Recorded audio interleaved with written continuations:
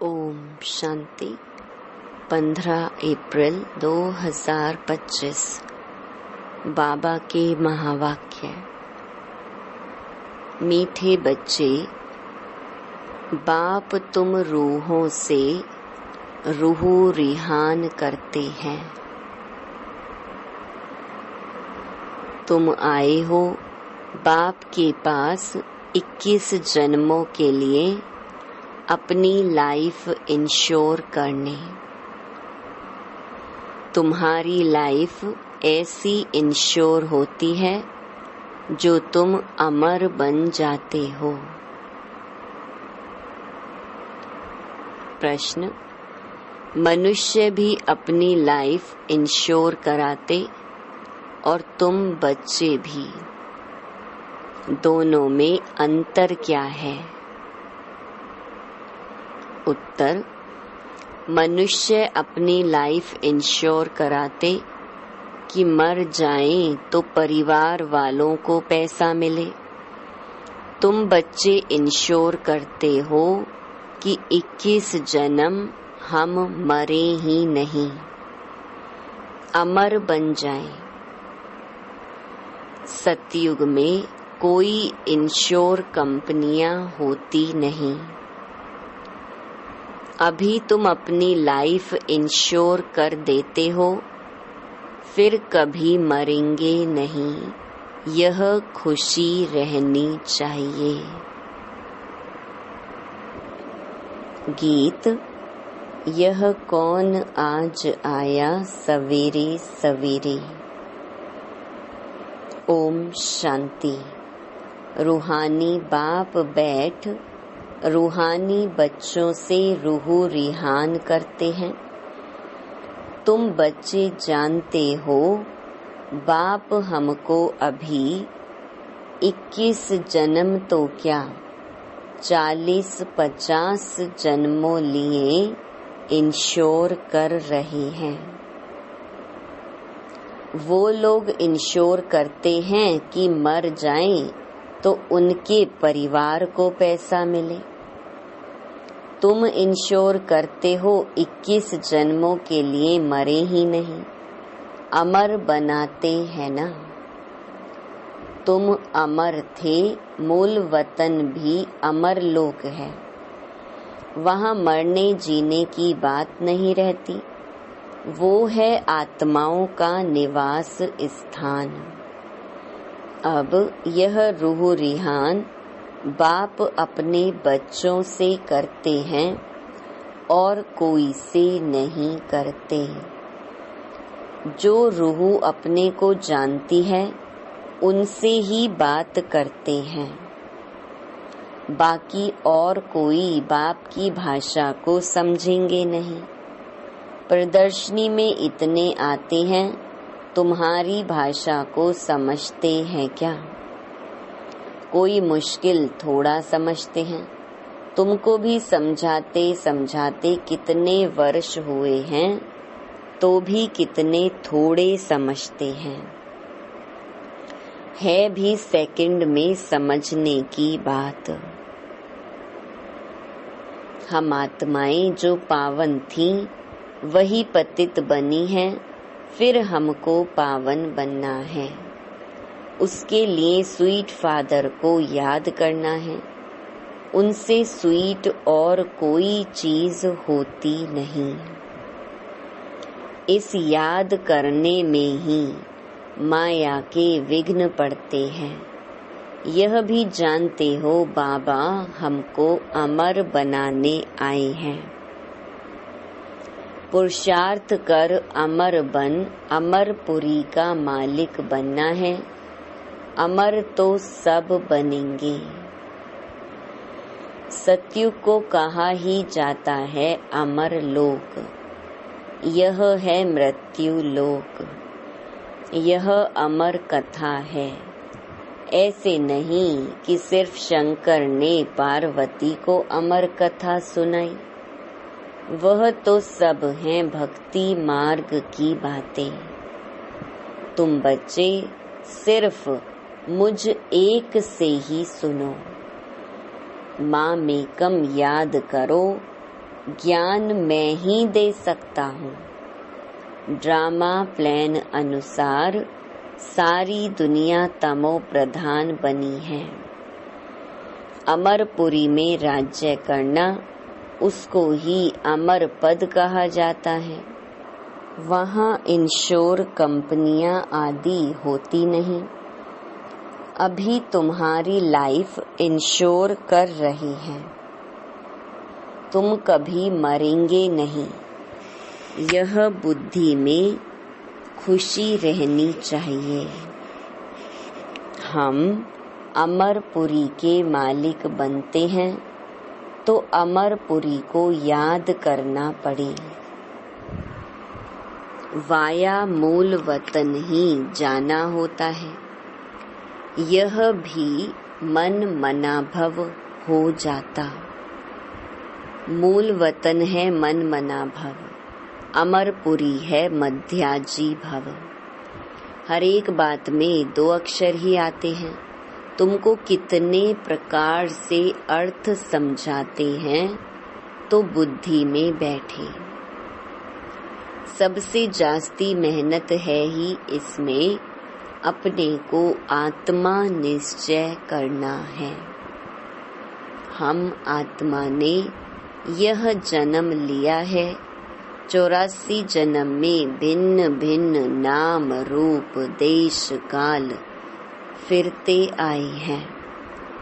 सतयुग में इतने जन्म, त्रेता में इतने, यह भी बहुत बच्चे भूल जाते हैं। मुख्य बात है अपने को आत्मा समझ स्वीट बाप को याद करना। उठते बैठते यह बुद्धि में रहने से खुशी रहेगी। फिर से बाबा आया हुआ है, जिसको हम आधा कल्प याद करते थे कि आओ आकर पावन बनाओ। पावन रहते हैं मूल वतन में और अमरपुरी सतयुग में। भक्ति में मनुष्य पुरुषार्थ करते हैं, मुक्ति में व कृष्णपुरी में जाने के लिए। मुक्ति कहो अथवा निर्वाण धाम कहो, वानप्रस्थ अक्षर करेक्ट है। वानप्रस्थी तो शहर में ही रहते हैं।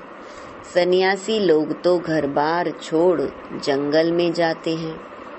आजकल के वानप्रस्थियों में कोई दम नहीं है। सन्यासी तो ब्रह्म को भगवान कह देते, ब्रह्म लोक नहीं कहते। अभी तुम बच्चे जानते हो, पुनर्जन्म तो किसका भी बंद नहीं होता। अपना अपना पार्ट सब बजाते हैं। आवागमन से कभी छूटना नहीं है। इस समय करोड़ों मनुष्य हैं और भी आते रहेंगे, पुनर्जन्म लेते रहेंगे। फिर फर्स्ट फ्लोर खाली होगा। मूल वतन है फर्स्ट फ्लोर, सूक्ष्म वतन है सेकंड फ्लोर, यह है थर्ड फ्लोर, अथवा इनको ग्राउंड फ्लोर कहो। दूसरा कोई फ्लोर है नहीं। वह समझते हैं स्टार्स में भी दुनिया है, ऐसे है नहीं। फर्स्ट फ्लोर में आत्माएं रहती हैं, बाकी मनुष्यों के लिए तो यह दुनिया है। तुम बेहद के वैरागी बच्चे हो। तुम्हें इस पुरानी दुनिया में रहते हुए भी इन आँखों से सब कुछ देखते हुए नहीं देखना है। यह है मुख्य पुरुषार्थ, क्योंकि यह सब खत्म हो जाएगा। ऐसे नहीं कि संसार बना ही नहीं है, बना हुआ है, परंतु उनसे वैराग्य हो जाता, अर्थात सारी पुरानी दुनिया से वैराग्य। भक्ति, ज्ञान और वैराग्य। भक्ति के बाद है ज्ञान, फिर भक्ति का वैराग्य हो जाता। बुद्धि से समझते हो कि यह पुरानी दुनिया है, यह हमारा अंतिम जन्म है। अभी सबको वापस जाना है। छोटे बच्चों को भी शिव बाबा की याद दिलानी है। उल्टे सुलटे खान पान आदि की कोई आदत नहीं डालनी चाहिए। छोटेपन से जैसी आदत डालो वैसी आदत पड़ जाती है। आजकल संग का दोष बड़ा गंदा है। संग तारे कुसंग बोरे। यह विषय सागर वैशाल्य है। सत तो एक ही परम पिता परमात्मा है। गॉड इज वन कहा जाता है। वह आकर सत्य बात समझाते हैं।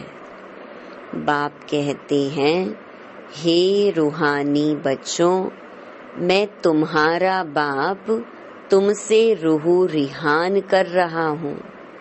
मुझे तुम बुलाते हो ना। वही ज्ञान का सागर पतित पावन है। नई सृष्टि का रचयिता है। पुरानी सृष्टि का विनाश कराते हैं। यह त्रिमूर्ति तो प्रसिद्ध है। ऊंच ते ऊंच है शिव।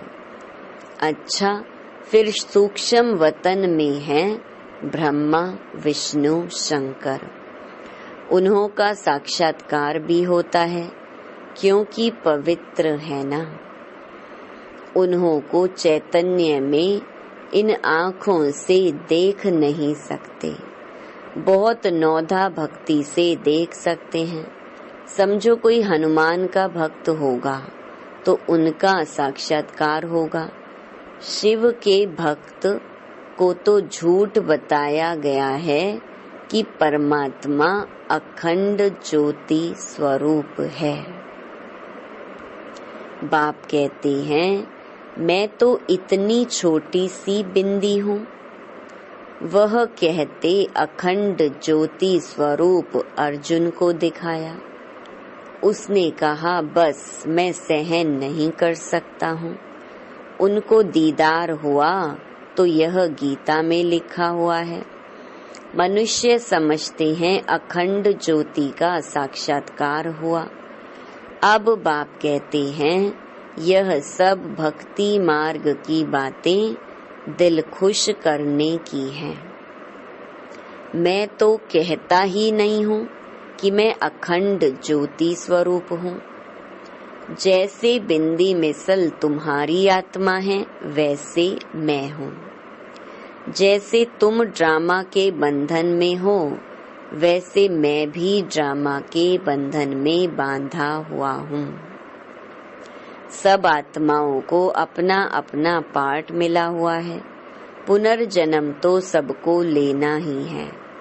नंबर वार सबको आना ही है। पहले नंबर वाला फिर नीचे जाता है। कितनी बातें बाप समझाते हैं। यह समझाया है कि सृष्टि रूपी चक्र फिरता रहता है। जैसे दिन के बाद रात आती है वैसे कलयुग के बाद सतयुग, फिर त्रेता, फिर संगम युग आता है। संगम युग पर ही बाप चेंज करते हैं। जो सतो प्रधान थे अब वही तमो प्रधान बने हैं। वही फिर सतो प्रधान बनेंगे। बुलाते भी हैं, हे पतित पावन आओ। तो अब बाप कहते हैं, मन मना भव। मैं आत्मा हूँ, मुझे बाप को याद करना है। यह यथार्थ रीति कोई मुश्किल समझते हैं। हम आत्माओं का बाप कितना मीठा है। आत्मा ही मीठी है ना। शरीर तो खत्म हो जाता है, फिर उनकी आत्मा को बुलाते हैं। प्यार तो आत्मा से ही होता है ना। संस्कार आत्मा में रहते हैं। आत्मा ही पढ़ती सुनती है। देह तो खत्म हो जाती है। मैं आत्मा अमर हूँ। फिर तुम मेरे लिए रोते क्यों हो? यह तो देह अभिमान है ना।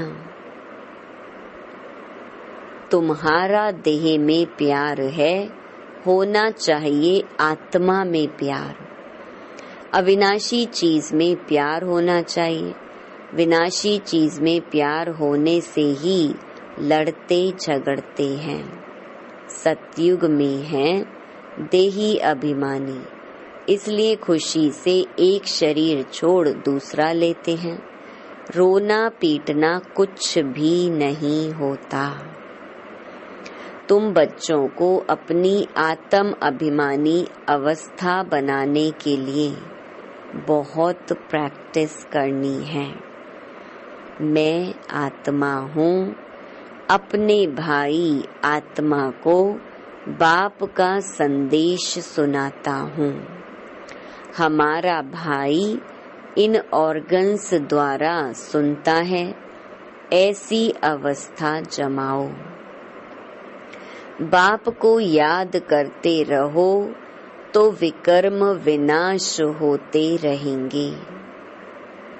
खुद को भी आत्मा समझो, उनको भी आत्मा समझो, तब पक्की आदत हो जाए। ये है गुप्त मेहनत। अंतर्मुख हो, इस अवस्था को पक्का करना है। जितना समय निकाल सको उतना इसमें लगाओ। 8 घंटा तो धंधा आदि भल करो, नींद भी करो, बाकी इसमें लगाओ। 8 घंटा तक पहुंचना है, तब तुमको बहुत खुशी रहेगी। पतित पावन बाप कहते हैं, मुझे याद करो तो तुम्हारे विकर्म विनाश हो। ज्ञान तुमको अभी ही संगम पर मिलता है। महिमा सारी इस संगम युग की है, जबकि बाप बैठ तुमको ज्ञान समझाते हैं। इसमें स्थूल कोई बात नहीं। यह जो तुम लिखते हो वह सब खत्म हो जाएगा। नोट भी इसीलिए करते हैं तो पॉइंट्स नोट होने से याद रहेंगी। कोई की बुद्धि तीखी होती है तो बुद्धि में याद रहती है। नंबरवार तो है ना। मुख्य बात बाप को याद करना है और सृष्टि चक्र को याद करना है। कोई विकर्म नहीं करना है। गृहस्थ व्यवहार में भी रहना है। पवित्र जरूर बनना है। कई गंदे ख्यालात वाले बच्चे समझते हैं, हमको यह फलानी बहुत अच्छी लगती है, इनसे हम गंधर्वी विवाह कर लें। परंतु यह गंधर्वी विवाह तो तब कराते हैं जबकि मित्र संबंधी आदि बहुत तंग करते हैं, तो उनको बचाने लिए। ऐसे थोड़े ही सब कहेंगे हम गंधर्वी विवाह करेंगे, वह कभी रह नहीं सकेंगे। पहले दिन ही जाकर गटर में पड़ेंगे। नाम रूप से दिल लग जाती है, यह तो बड़ी खराब बात है। गंधर्वी विवाह करना कोई मासी का घर नहीं है। 1-2 से दिल लगी तो कह देते गंधर्वी विवाह करें। इसमें संबंधियों को बड़ा खबरदार रहना चाहिए। समझना चाहिए यह बच्चे काम के नहीं। जिससे दिल लगी है उससे हटा देना चाहिए, नहीं तो बातें करते रहेंगे। इस सभा में बड़ी खबरदारी रखनी होती है। आगे चल बड़े कायदे सिर सभा लगेंगी। ऐसे ऐसे ख्यालात वाले को आने नहीं देंगे। जो बच्चे रूहानी सर्विस पर तत्पर रहते हैं, जो योग में रहकर सर्विस करते हैं, वही सतयुगी राजधानी स्थापन करने में मददगार बनते हैं। सर्विसेबल बच्चों को बाप का डायरेक्शन है। आराम, हराम है। जो बहुत सर्विस करते हैं वह जरूर राजा रानी बनेंगे। जो मेहनत करते हैं, आप सामान बनाते हैं, उनमें ताकत भी रहती है। स्थापना तो ड्रामा अनुसार होनी ही है। अच्छी रीति सब पॉइंट्स धारण कर फिर सर्विस में लग जाना चाहिए। आराम भी हराम है, सर्विस ही सर्विस, तब ऊंच पद पाएंगे। बादल आए और रिफ्रेश होकर गए सर्विस पर। सर्विस तो तुम्हारी बहुत निकलेगी, किस्म किस्म के चित्र निकलेंगे जो मनुष्य झट समझ जाएं। यह चित्र आदि भी इम्प्रूव होते जाएंगे। इसमें भी जो हमारे ब्राह्मण कुल के होंगे वह अच्छी रीति समझेंगे। समझाने वाले भी अच्छे हैं तो कुछ समझेंगे। जो अच्छी रीति धारणा करते हैं, बाप को याद करते हैं, उनके चेहरे से ही मालूम पड़ जाता है। बाबा, हम तो आपसे पूरा वर्षा लेंगे, तो उनके अंदर खुशी के ढोल बजते रहेंगे। सर्विस का बहुत शौक होगा। रिफ्रेश हुए और यह भागे। सर्विस के लिए हर एक सेंटर से बहुत तैयार होने चाहिए।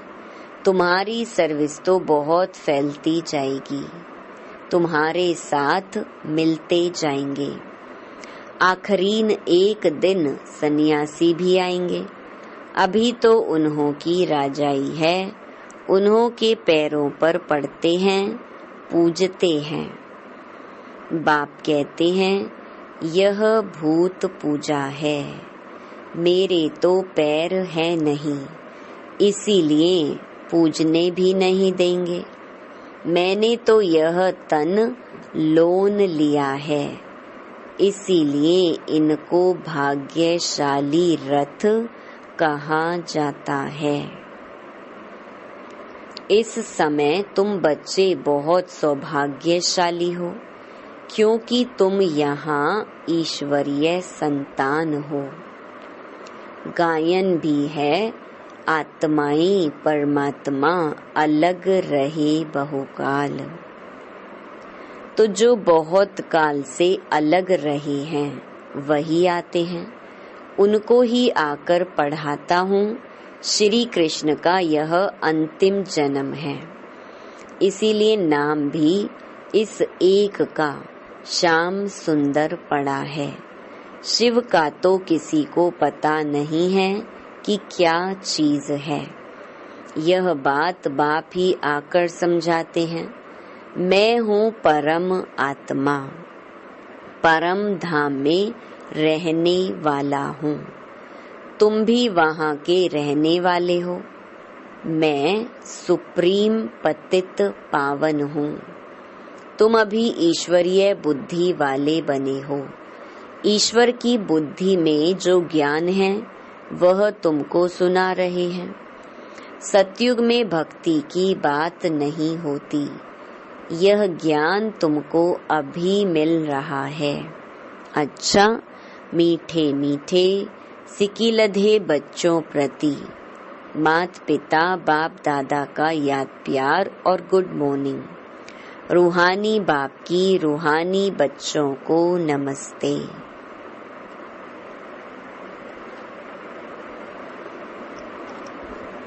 धारणा के लिए मुख्य सार। पहला, अंतर्मुखी होकर अपनी अवस्था को जमाना है। अभ्यास करना है, मैं आत्मा हूँ, अपने भाई आत्मा को बाप का संदेश देता हूँ। ऐसे आत्म अभिमानी बनने की गुप्त मेहनत करनी है।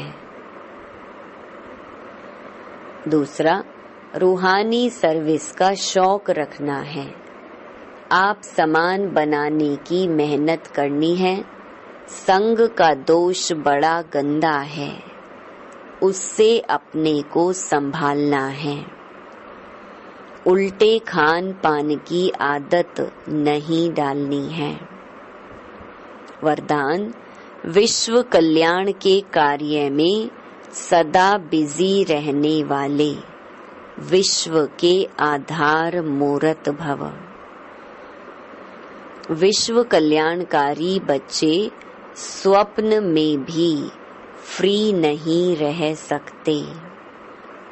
जो दिन रात सेवा में बिजी रहते हैं, उन्हें स्वप्न में भी कई नई नई बातें, सेवा के प्लान व तरीके दिखाई देते हैं।